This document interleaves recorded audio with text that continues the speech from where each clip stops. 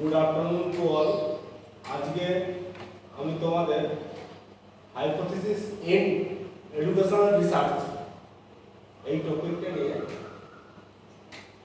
আলোচ্য বিষয় পড়াবো।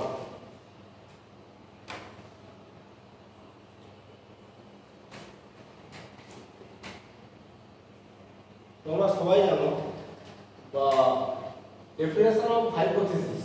হাইপোথিসিস কি?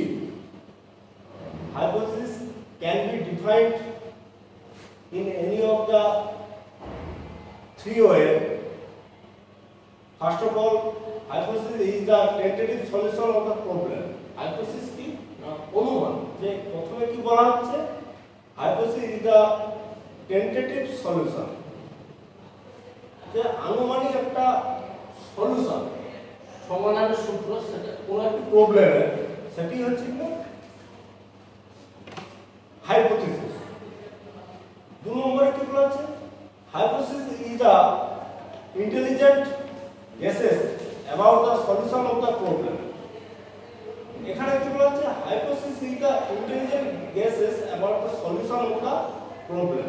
যে প্রবলেমটাকে কোন কিছু প্রবলেম এলে সেটাকে ইন্টেলেকচুয়ালি তাকে সলিউশনের পথ বের করানোর উপায় হচ্ছে hypothesis. Next on, hypothesis is the conjectural statement about the relationship between variable. আচ্ছা, বিভিন্ন ভ্যারিয়েবল তার যে সমন্বয়ের মাধ্যমে, তাদের ইন্টারঅ্যাকশনের মাধ্যমে আমরা যে সলিউশনটা পাই সেটাকেও হাইপোথিসিস বলা হচ্ছে। তো মোটা কথা হাইপোথিসিস তার মানে সামারাইজ করলে কি দেখাচ্ছে যে hypothesis is the tentative solution, যেটা আনুমানিক সলিউশন কোন একটি প্রবলেম, সেটি হচ্ছে hypothesis. Next on basis and forms of hypothesis. এখানে আমাদের সবাইকে বুঝতে হবে যে হাইপোথিসিস যে অনুমান আমরা কার বেসিস, কাকে ভিত্তি করে নেই, এবং ফর্মস যে কিভাবে আমরা হাইপোথিসিস তৈরি করতে পারি বা সোর্সটা কি। এখানে বলা হচ্ছে দুটো সোর্স, যে review of related literature and related theory. যে আমরা যদি বিভিন্ন যে টপিক, যে তোমরা সবাই মাস্টার ডিগ্রি পাস করে এসছো, তোমরা সব প্রত্যেকে ডিসার্টেশন করেছো মাস্টার ডিগ্রিতে, সেটা জানবে। এবার তোমাদের এমএডও রয়েছে ডিসার্টেশন, সেখানে তোমাদের প্রত্যেকে যে যে টপিক নেবে বা সেখানে কি সেই টপিক ওরিয়েন্টেড প্রিভিয়াস কি কাজ হয়েছে, present now of situation of the, সেই প্রিভিয়াস কোন অর্থাৎ কি কাজ করছে সেটাকে সেগুলোকে লিটারেচার রিভিউ আকারে আমাদের সবাইকে বের করতে হবে। লিটারেচার রিভিউ চ্যাপ্টার রয়েছে, লিটারেচার রিভিউ করে আমরা বুঝে নেব যে যে আমার কাজে কি অনুমান হতে পারে। সেখানে আমি অনেক ভ্যারিয়েবল পাবো, অনেক হাইপোথিসিস পাবো। তো আমরা যদি প্রত্যেকে ঠিকঠাক করে লিটারেচার রিভিউ স্টাডি করতে পারি, তাহলে আমরা নিজে থেকেই হাইপোথিসিস বা অনুমান ফর্ম করতে পারবো, সেটা আমরা প্রত্যেকেই আশা করি। Next on related theory. বিভিন্ন থিওরি যদি আমরা পুঙ্খানুপুঙ্খভাবে স্টাডি করতে পারি, সেই থিওরি থেকেও আমরা হাইপোথিসিস ড্র করতে পারি। হ্যাঁ, থিওরি হতে পারে ইন্ডাকটিভ ওয়েতে, ডিডাকটিভ ওয়েতে। ইন্ডাকটিভ ওয়েতে কি হচ্ছে না, ইন্ডাকটিভ অ্যাপ্রোচ বলতে কি বোঝায়? জেনারেল টু স্পেসিফিকেশন বা জেনারেল টু স্পেসিফিক। আর ডিডাকটিভ কি না, স্পেসিফিক টু জেনারেল, সেটা ডিডাকটিভ অ্যাওয়ে। তো প্রত্যেক থিওরি ইন্ডাকটিভ অ্যাপ্রোচ এবং ডিডাকটিভ অ্যাপ্রোচে বেস করে চলে। তো থিওরি থেকেও আমরা হাইপোথিসিস ড্র করতে পারি। Types of hypothesis. এখানে বেসিক্যালি আমাদের মেজর যে হাইপোথিসিসের টাইপস বা ধরন রয়েছে সেগুলো কি? রিসার্চ হাইপোথিসিস, স্ট্যাটিস্টিক্যাল হাইপোথিসিস এবং অপারেশনাল হাইপোথিসিস। আজকে আমি তোমাদের সামনে এই তিনটি হাইপোথিসিসের ফর্ম বা টাইপ নিয়ে আলোচনা করব। First of all research hypothesis. এই রিসার্চ হাইপোথিসিস কি তোমাদের প্রত্যেকের জানা দরকার। রিসার্চ হাইপোথিসিস আমি এক সুন্দর এক্সাম্পল উদাহরণের সহিত তোমাদের সামনে উপস্থাপন করছি। যে রিসার্চ হাইপোথিসিস সেখানে কি বলা হচ্ছে না, there is no significant relationship between race and gender of college teachers, that is research hypothesis। এখানে एग्जांपल আকারে দেখি আমি দেখিয়েছি রিসার্চ হাইপোথিসিস কি ধরনের ফর্ম হতে পারে। সাচ এজ एग्जांपल করে দেওয়া আছে। কি দেওয়া আছে না, there is no significant relationship between race and gender of college teacher। যে তার race এবং gender কলেজ টিচার, কলেজ টিচারদের স্ট্রেস, মানসিক যে চাপ এবং মেল ফিমেল নির্বিশেষে তাদের মধ্যে কোনো পার্থক্য নেই।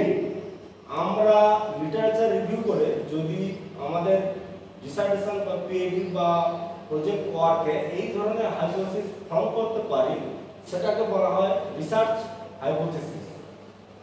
Next on statistical hypothesis.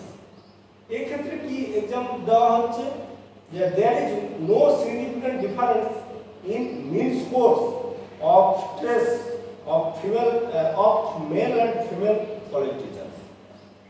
এখানে কি অ্যাড হলো রিসার্চ হাইপোথিসিসের সঙ্গে কম্পেয়ার করে স্ট্যাটিস্টিক্যাল হাইপোথিসিস কি অ্যাড হলো না মিন কথাটা যোগ হলো।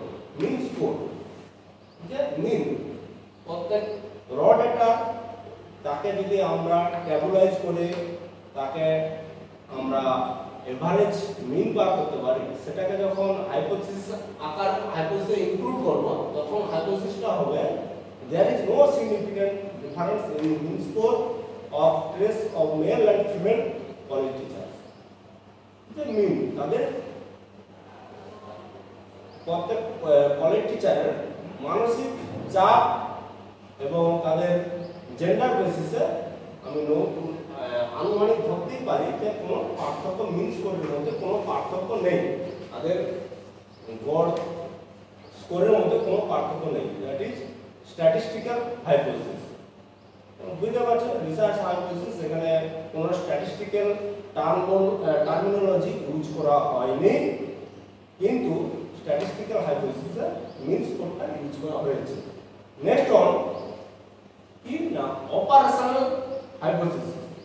এটা আরেকটা another type of research hypothesis, that is operational hypothesis।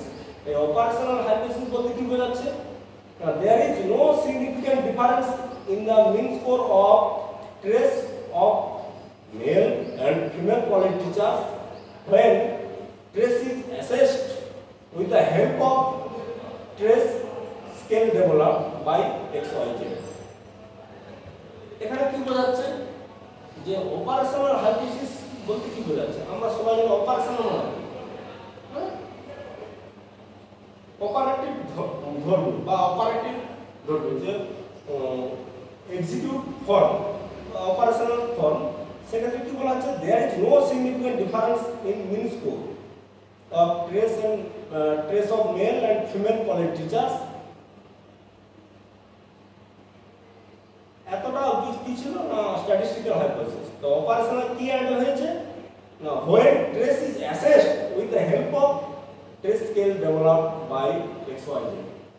আমরা trace scale কে ডেভেলপ করেছে তার নামটা দেওয়া হয়েছে যে অপারেশনাল, যে এটা অমুক রিসার্চার বা অমুক স্কেল যে ডেভেলপমেন্ট করে তার নাম অনুসারে এই হাইপোথিসিসটা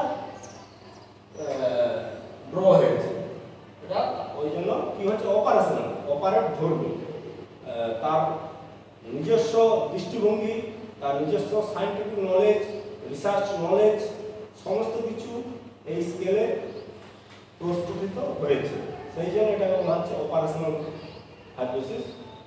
তারপরে আমাদের র ডেটা পেলে সেটাকে ট্যাবুলাইজ করতে হবে, অ্যানালাইসিস করতে হবে, করে এবারে আমাদের দেখতে হবে হাইপোথিসিস সিগনিফিক্যান্ট কি নট সিগনিফিক্যান্ট, সেটা পরের আলোচ্য বিষয়। নেক্সট অন কি testing of hypothesis. Testing of hypothesis, আমরা হাইপোথিসকে টেস্ট করি দুটি ফর্ম নিয়ে, degree of freedom and level of significance. Degree of freedom আমরা সবাই জানি n-1, এবং লেভেল অফ সিগনিফিকেন্স বলতে 0.01 লেভেল হতে পারে আর 0.05 লেভেলও হতে পারে। 5% লেভেলও সিগনিফিকেন্ট হতে পারে আর 1% লেভেলও সিগনিফিকেন্ট হতে পারে। হ্যাঁ, তো হাইপোথিসিসে আমরা প্রত্যেকে এইভাবে দেখে নেব এটা অ্যাকসেপ্ট না রিজেক্ট। এবার অ্যাকসেপ্ট বা রিজেক্ট আমরা কখন দিতে পারবো না ক্যালকুলেশন ভ্যালু থেকে,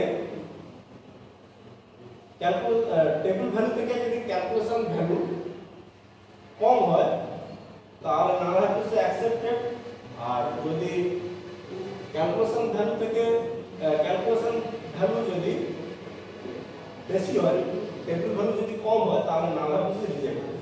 সেটা অ্যানালিসিস করে আমাদের প্রত্যেকে দেখে নিতে হবে। তো আজকে আমরা সবাই এই হাইপোথিসিস টাইপ ফর্ম এটা নিয়ে পড়ব। থ্যাংক ইউ, সবাই ভালো থাকবেন। নেক্সট ক্লাসে আমরা